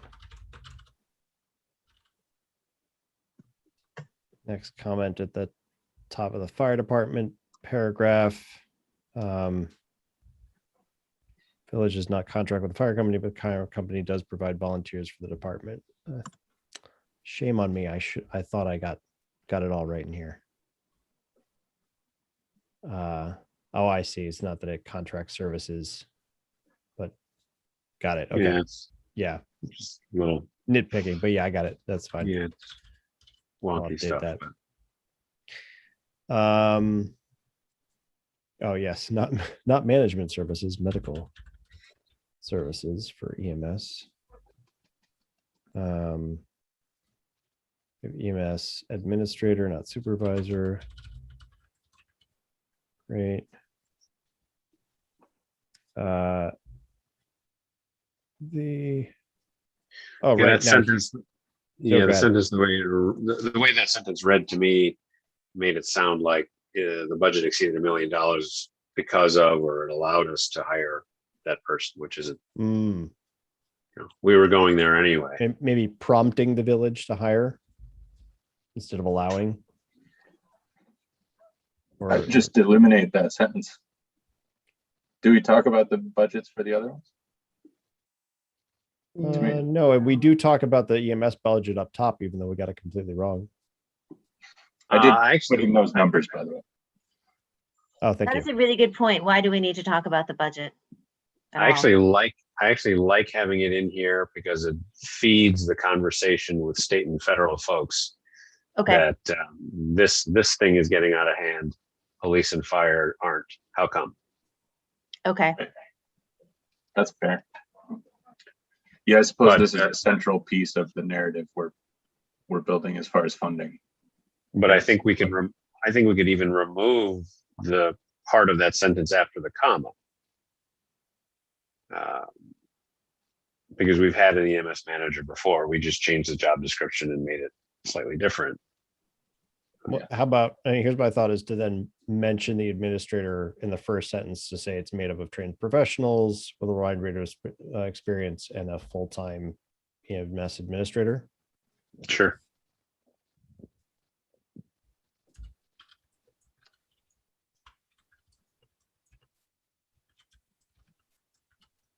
All right.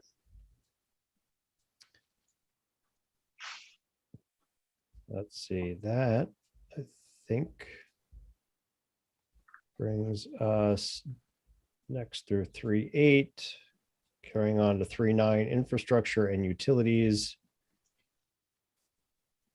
And to say add other than water and sewer after the word services.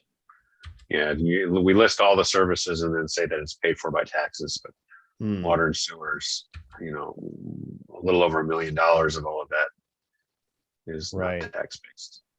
okay.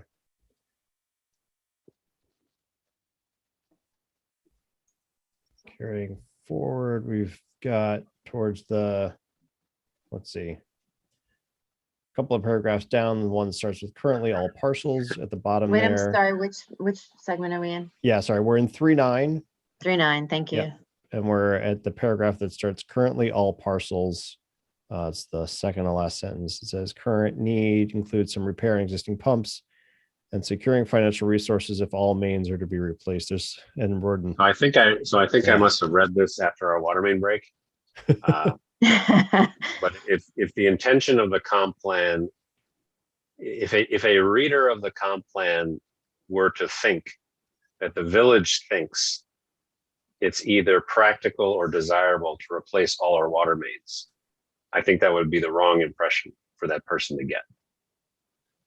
And that's why my comment, there's basically no imaginable scenario where we would replace all the existing water mains.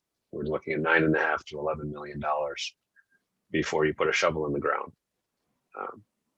Now, I suppose if we get designated a national heritage area and we get awarded a grant for that specific purpose, we wouldn't say no, but it's not cost effective.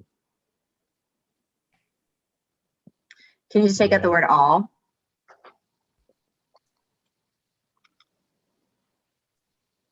I mean, you could also just say and capital planning, right, for long-term repairs and maintenance. Capital. That's fun. We like capital planning. I feel like all I'm doing in this process is like emphasizing, no, we can be vague with different words, but But capital planning doesn't sound vague. That sounds concrete. And Sounds monumental. if you'll recall, several states of the village meetings ago. We actually did a quick and dirty financial analysis on water main breaks. And even with overtime and everyone there, it costs, and parts, it's a little less than $1,000 per water main break. Now there are 12 miles of water mains under the village. So if you figure $1,000 a water main break, I'm sorry, if you figure 12 miles of water mains at between 750,000 and 900,000 per mile, you're looking at 9.5 million, which means it would take, at 5 water main breaks a year, it would take 1,900 years to recoup that cost, which is why no one's ever applied for that grant. And if we did, we wouldn't get awarded it because it doesn't make any sense. But. Yeah. And I mean, just something if anyone's still listening, what are we at? Almost 2 hours into this. What I've learned from the water main breaks is that it's rarely about, some sort of pipe that's happened to crumble. It's more that the earth has shifted and some rock has been pushed into the water main due to, frost heaving and so forth. And I made the same mistake, before joining the board, is thinking that, well, if they break, it must be because we have crumbling infrastructure. And it's actually rarely, if ever, that is the case, that it's actually about the quality of the infrastructure, more just about the placement and frost heaving, and these things happen, unfortunately. It's certainly easy to think about it like your pipes bursting in your house. And somehow there's a freeze and it's old pipes, but it's not. It's a different phenomena.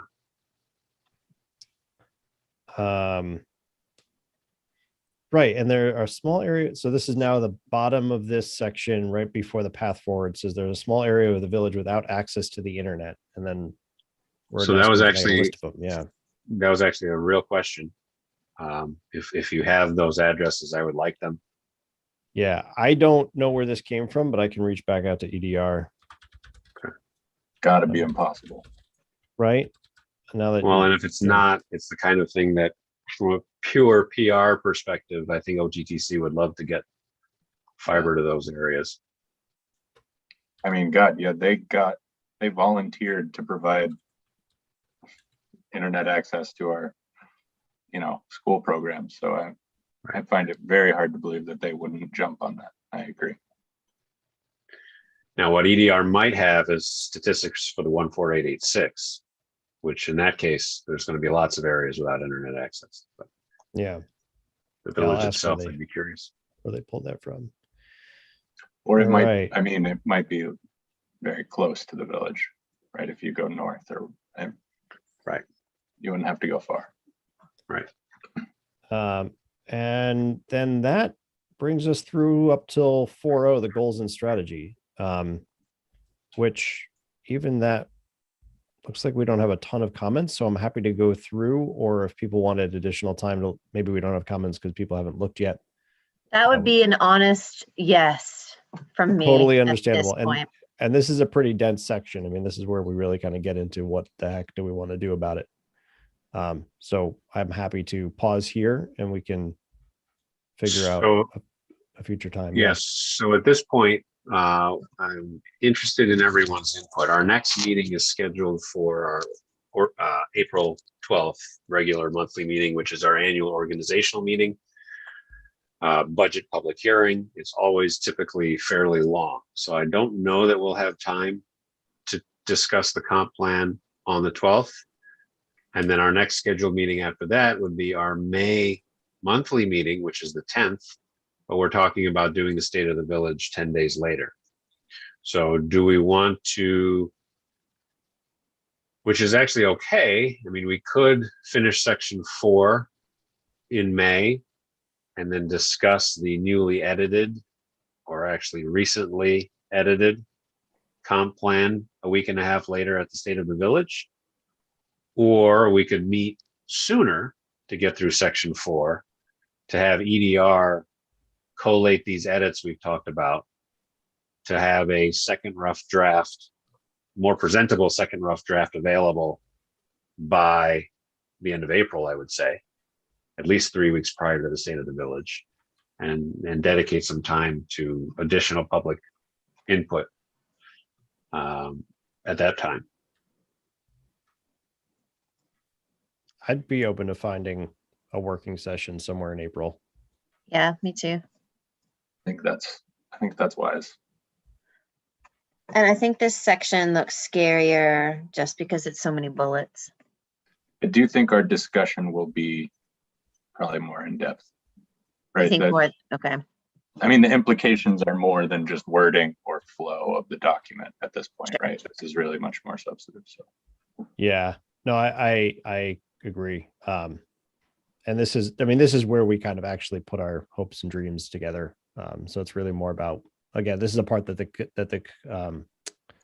the committee spent a significant period of time on, because it's really stuff that comes from the community and the committee into these bullet points. Okay. How does setting aside an hour and a half to 2 hours just for comp plan on Monday, the 19th look? We have a BZA meeting. Okay, how about Wednesday, the 21st? I'm good for that. that's fine with me. The Grinch likes it. Keith? Nobody likes 6 o'clock, right? Correct. Actually, I got over it. Oh, okay. Yes. Yeah, I still would not like it. Do you like 6:30? It's better than 6. 7 would be ideal, but I could figure out a compromise maybe. You want to do 7 and shoot for an hour and a half? Okay, we can live with it. One topic only. Carver, Wink, does that wink. work for your household? None of it does. It equally doesn't work. Okay. All right, Morgan, we're going to do Wednesday, April 21st, 7 p.m. Okay. Comp plan working session. And I promise to try really, really hard not to bring any fires to that meeting. We had talked about some sort of like a calendar distribution process. Is that in play, or is it we best just go to the website? What? I thought Calendar. Jessica, wasn't you who asked, like, could we be sent calendar invites for? Yeah, different I meetings? chronically cannot find the Zoom link. Yeah, can we just get that link sent? Morgan, can you just send us the Yes. meeting links, please? I love you. Thank you. I've been putting them on the calendar that's on the website, Oh, but I really? can email them to you It all. just took me to a Google. I might need a private session with you. It just took me to Google Land, and then there was no information. There were no notes with a Zoom link like another meeting. So I must be missing something. Morgan, do you know if you have access to the Google Calendar itself? I do now. Do not want to Now. get stuck in Google land. It's That is a not scary fun. place. There's no snacks. Well, I'll send you an email again. I think we can make this work, at least for me, if we can add them to the Google Calendar itself too. But it might take different strokes for different folks, so we'll figure it out. Okay, anything else comp plan related?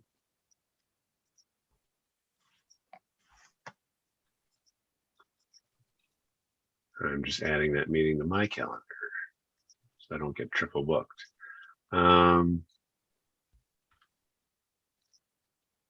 Any other items of public business, new or old? Okay, then I do have a need for an executive session. So I would entertain a motion to go into executive session to discuss matters pursuant to the Taylor Law. So moved. Second. Second. 2 motions in 2 seconds. All in favor? Aye. Aye. And let me stop recording in the live stream.